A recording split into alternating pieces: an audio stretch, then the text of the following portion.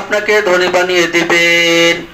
আজকে যদি এই আমলটা করতে পারেন তাহলে আল্লাহ রাব্বুল আলামিন অবশ্যই আপনাকে ধনী বানিয়ে দিবেন ইনশাআল্লাহ ইনশাআল্লাহ। আমরা সকলেই জানি যে আমরা অভাবে যখন থাকি আমাদের পাশে কাউকেই খুঁজে পাই না, এটাই সত্য কথা, এটাই বাস্তবতা। এই জন্য সম্মানিত দ্বীনি মুসলমান ভাই ও বোনেরা, আজকে আমি আপনাদের সামনে এমন একটি আমল বলতে যাচ্ছি যে আমলটির উপরে আমি আপনি আমল করলে আল্লাহ সুবহানাহু ওয়া তাআলা অবশ্যই আমাদেরকে ধনী বানিয়ে দিবেন ইনশাআল্লাহ ইনশাআল্লাহ। এই জন্য আমাদেরকে কি করতে হবে? আমাদেরকে মাত্র ফরজ নামাজের পরে একবার করে একটা বার আপনি পড়ে দেখেন যে আল্লাহ তাআলা ভাগ্যের চাকাকে ঘুরিয়ে দিয়েছেন ইনশাআল্লাহ। সম্মানিত দ্বীনি মুসলমান ভাই বোনেরা, আমরা যদি ধনী হতে চাই, অভাবকে দূর করতে চাই, দারিদ্রকে দূর করতে চাই, আমাদের জীবন থেকে হতাশা, নিরাশা, পেরেশানি, পকেটের মধ্যে টাকা নাই, বাসায় টাকা নাই, ব্যাংকে টাকা নাই, অভাব আর অভাব যাচ্ছেই না, তাহলে আজকের আমলটা করলেই আল্লাহ তাআলা আমাকে আপনাকে অবশ্যই ধনী বানিয়ে দিবেন ইনশাআল্লাহ। আমরা যখন অভাবে থাকি তখন আমাদের পকেটে টাকা থাকে না, আমাদের পকেটে যখন টাকা থাকে না তখন আমাদের কেউ সাহায্য করে না। বিশ্বনবী মুহাম্মদুর রাসূলুল্লাহ সাল্লাল্লাহু আলাইহি ওয়াসাল্লাম বলেছেন, এই আমলটা করলে আল্লাহ তাআলা আপনার পকেট, আপনার ঘরে টাকা থাকবে, আপনার পকেটে টাকা থাকবে, আপনার ঋণকে আল্লাহ তাআলা গায়েব থেকে পরিশোধ করে দেবে ইনশাআল্লাহ। আমল করব তো ইনশাআল্লাহ।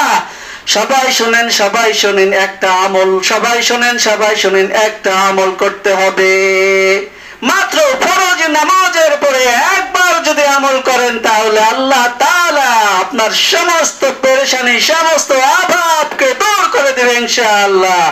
এই জন্য ফরজ নামাজের পরে, প্রত্যেক ফরজ নামাজের পরে একবার করে মাত্র একটা দোয়া পড়বেন, তাহলেই আল্লাহ তাআলা আপনার পকেটে টাকার মধ্যে বরকত দিয়ে দিবে। সুবহানাল্লাহ। আপনার ঘরের মধ্যে বরকত হবে, পকেটের মধ্যে বরকত হবে, আপনার সংসারে সুখ আর শান্তি চলে আসবে যদি একটা বার এই দোয়াটা পড়েন। আল্লাহু আকবার। তাহলে আর দেরি করেন কেন? আমরা অবশ্যই আমলটা করব, কারণ অভাব, এই অভাবের কারণে মানুষের স্বভাব নষ্ট হয়ে যায়, অভাবের কারণে মানুষ চুরি করে, ডাকাতি করে, ছিনতাই করে, অভাবের কারণে মানুষ হতাশা, নিরাশায় ভোগে। আল্লাহ রাসূল সাল্লাল্লাহু আলাইহি সাল্লাম, নবীজি সাল্লাল্লাহু আলাইহি সাল্লাম মসজিদে নববীর মধ্যে এক বুজুর্গ সাহাবীকে এই দোয়া শিখাইলেন। এই দোয়াটা শিখাইলেন, যে দোয়াটি আমি বলতে যাচ্ছি, এই দোয়ার উপরে যদি আমি আপনি আমল করতে পারি তাহলে আল্লাহ তাআলা আমাদের ভাগ্যের চাকাকে পরিবর্তন করে দিবেন, আমাদের ঋণকে পরিশোধ করে দিবেন, আমাদের দুঃখ দুর্দশা দূর হয়ে যাবে ইনশাআল্লাহ। তবে সর্বোপরি একটা কথা, একটা আবেদন, একটা দরখাস্ত আপনাদের কাছে, সেটি হচ্ছে আমরা অবশ্যই একটা, এই যে আমলটার কথা বলতেছি, এই আমলের সাথে আরেকটা আমলকে জোড়া লাগিয়ে দিবেন। ব্যাস, দেখেন আল্লাহ তাআলা কি করে, দেখেন আল্লাহ তাআলা কি করে। এটি পরীক্ষিত আমল। আল্লাহ তাআলা বলেছেন, হে আমার ঈমানদার বান্দারা, তোমরা আমার দোস্ত, আমার মহব্বতের নবী, আমার মহব্বতের পয়গম্বর মুহাম্মদুর রাসূলুল্লাহ সাল্লাল্লাহু আলাইহি সাল্লামের উপরে দরুদ শরীফ পড়ো। আপনি যদি ধনী হতে চান, অভাবকে দূর করতে চান, সমস্ত পেরেশানিকে দূর করতে চান, জীবনে যত বিপদ আপদ, দুঃখ দুর্দশা, হতাশা, নিরাশা যা আছে সব খতম হয়ে যাবে, শেষ হয়ে যাবে, একবার শুধু দরুদের আমলটা শুরু করে দেন। একবার শুধু প্রিয় নবী মুহাম্মদুর রাসূলুল্লাহ সাল্লাল্লাহু আলাইহি সাল্লামের উপরে দরুদ পড়ে দেখেন, ব্যাস দরুদ পড়ে দেখেন, দেখবেন আল্লাহ তাআলা সমস্ত জরুরতকে পুরা করে দিয়েছে। সুবহানাল্লাহ। সাহাবায়ে কেরামকে নবীজি বেশি বেশি দরুদ পড়ার কথা বলেছেন শুক্রবার দিন। এমনিতেই আল্লাহ তাআলা কুরআনুল কারীমের মধ্যে বলেছেন, আমার হাবিবের উপরে যে দরুদ পড়বে আমি আল্লাহ তাআলা তার উপরে 10টা রহমত বর্ষণ করব, 10টা বরকত নাজিল করব, 10টা গুনাহ মাফ করে দেব। সুবহানাল্লাহ সুবহানাল্লাহ। আজকে এমন একটি আমল বলবো যে আমলের কারণে আল্লাহ তাআলা গায়েব থেকে আপনাকে রিজিক দিয়ে দিবেন, আল্লাহ তাআলা 10 লক্ষ নেকি আল্লাহ তাআলা আপনার আমলনামায় দিয়ে দিবেন, আপনার আমল আমলনামা থেকে 10 লক্ষ পাপ মুছে দেবেন। সুবহানাল্লাহ। 10 লক্ষ মর্যাদা আল্লাহ তাআলা দান করবেন। আবার কেউ কেউ বলেছেন 10 লক্ষ মর্তবার জায়গায় আল্লাহ তাআলা আপনার জন্য, বিশেষ করে আপনার জন্য জান্নাতের মধ্যে একটা ঘর নির্মাণ করে দেবেন। সুবহানাল্লাহ। আজকের আমলটা অবশ্যই করবেন, অবশ্যই করবেন, ইয়াকিনের সাথে করবেন, ইখলাসের সাথে করবেন, তো আল্লাহ তাআলা আপনার জন্য দুনিয়াতেও শান্তি, আখিরাতেও শান্তি দিয়ে দিবেন। আমরা যখন হতাশায় ভুগি মানুষের কাছে যাই, ও ভাই মানুষ তো দিতে পারে না, আল্লাহ তাআলা যদি না দেয়, ও ভাই যখন পকেটে টাকা থাকে না তখন কার কাছে চাইবো? আল্লাহ তাআলার কাছেই চাইবো। এটাই নবীজি সাল্লাল্লাহু আলাইহি সাল্লাম শিখিয়েছেন। আল্লাহ তাআলার কাছে চাইতে হবে। হয়তো বা আমরা মানুষের কাছে সমস্যার কথা বলি, কিন্তু সমাধান তো আল্লাহ তাআলাই করে দিবেন। এজন্য প্রিয় নবী মুহাম্মদুর রাসূলুল্লাহ সাল্লাল্লাহু আলাইহি সাল্লামের শেখানো আমলের উপরে যখন আমরা আমল করব, তো আল্লাহ তাআলা আমাদের গায়েব থেকে ঋণকে পরিশোধ করে দিবেন। দুঃখ, দুর্দশা, অভাব, অনটন সবকিছু আমার পরিবার থেকে চিরতরে দূর করে দিবেন। শুধু আমল করতে থাকেন, আমল করতে থাকেন। আজকের এই আমলটা অত্যন্ত গুরুত্বপূর্ণ। একটি আমলের কথা কিন্তু অলরেডি বলেই দিয়েছি, সেটা হচ্ছে দরুদ শরীফের আমল। দরুদ শরীফ পড়েন প্রিয় নবীর উপরে, আল্লাহ তাআলা গায়েব থেকে সমস্ত জরুরতকে আল্লাহ তাআলা পুরো করে দেবে ইনশাআল্লাহ। ইনশাআল্লাহ প্রত্যেক ফরজ নামাজের পরে মাত্র 33 বার করে দরুদ শরীফ পড়েন, প্রত্যেক ফরজ নামাজের পরে। আর একটি বিশেষ দোয়া আছে, যে দোয়াটি বাজারে যেয়ে করতে হয়। আমরা সকলে অনেকে জানি, আবার অনেকে জানি না।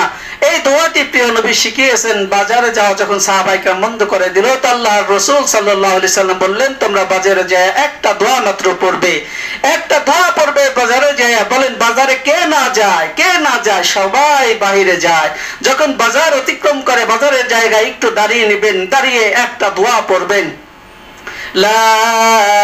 আমার সাথে সবাই পড়েন, লা ইলাহা ইল্লাল্লাহু ওয়াহদাহু লা শারীকা লাহু লাহুল মুলকু ওয়া লাহুল হামদু ইউহয়ী ওয়া ইউমীত ইউহয়ী ওয়া ইউমীত হাইয়্যু ওয়া লা হাইয়্যু ওয়া লা হাইয়্যু ওয়া লা কাইয়্যুম বিয়াদিহিল খায়র ওয়া হুয়া আলা কুল্লি শাইইন কাদির। হাইয়ুন, হাইয়ুন মানে জীবিত। হাইয়্যু ওয়া লা ইয়ামুতু বিয়াদিহিল খায়র ওয়া হুয়া আলা কুল্লি শাইইন কাদির। আরেকবার পড়েন আমার সাথে, একবার পড়বেন, যায় ব্যাস দাঁড়াইলেই 10 লক্ষ পাপ আল্লাহ তাআলা মুছে দেবে আপনার আমলনামা থেকে। লা